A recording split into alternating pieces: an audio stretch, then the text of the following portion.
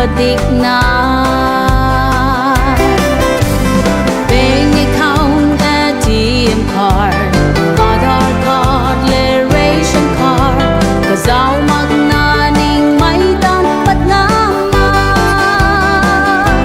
Izian may nun sa law niye ring khang roi tin bam nun hay goi tai mu kage ma khay ting cao kan đi răng khâu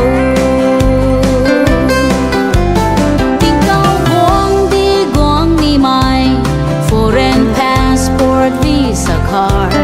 hay guai hai xin su dat khang ka ge nai dat la khe indigenous tuang issue nu way nu ma ge tu mai nai la khe ka ta la lâu rap thay good nu thế bank account ATM card Aadhaar card le ration card kazaw magnaning may tampat nga ma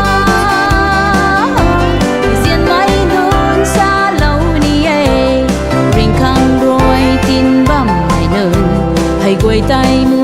kage ma khay ting cao kan đi răng khâu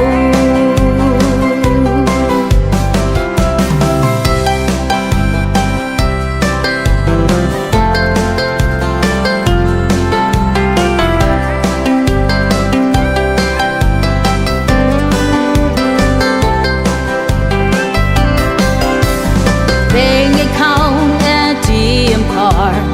Aadhaar card le ration card kazaw magnaning may tampat nga ma Izian may nun sa law niye ring khang roi tin bam mai nun hay goi tai mu kage ma khay ting cao kan đi răng khâu hay goi tai mu kage ma khay ting cao kan đi răng khâu